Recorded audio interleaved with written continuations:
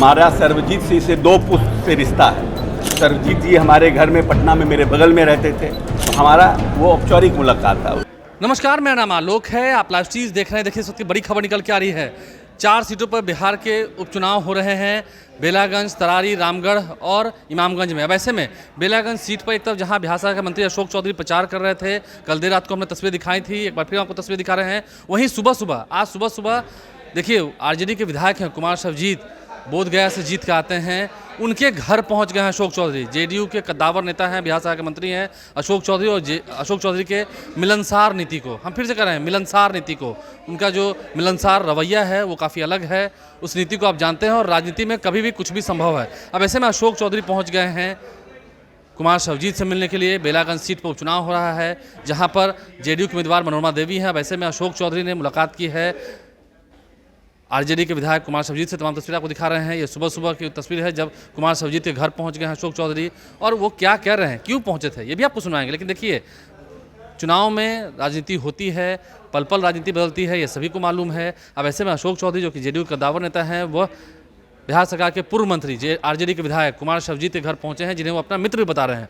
लेकिन अब जब गया के बेलागंज सीट पर उपचुनाव हो रहे हैं, जहाँ पर एक तरफ डॉक्टर विश्वनाथ यादव हैं, आरजेडी के उम्मीदवार हैं, वहीं जेडीयू की ओर से, एनडीए की ओर से मनोरमा देवी हैं, प्रशांत किशोर की पार्टी की ओर से भी मोहम्मद अमजद हैं। तो देखना होगा क्या कुछ तकरार होता है, क्या कुछ टकराव होता है। और ऐसे में अशोक चौधरी जब अचानक पहुंचे हैं, बिहार सरकार के मंत्री हैं, कुमार सर्वजीत से मिलने के लिए इस चुनावी समर में उनके घर, तो राजनीति होने लगी है, सियासत गर्म हो चुकी है।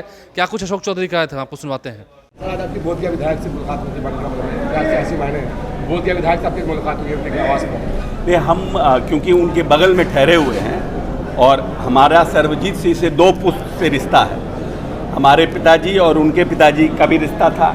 सर्वजीत जी हमारे घर में पटना में मेरे बगल में रहते थे, तो जब हम बगल में, हमको मालूम नहीं था कि उनका घर बगल में है, तो पता चला कि वो बाहर खड़े थे, तो हमारा वो औपचारिक मुलाकात था, उसका कोई राजनीतिक मतलब नहीं।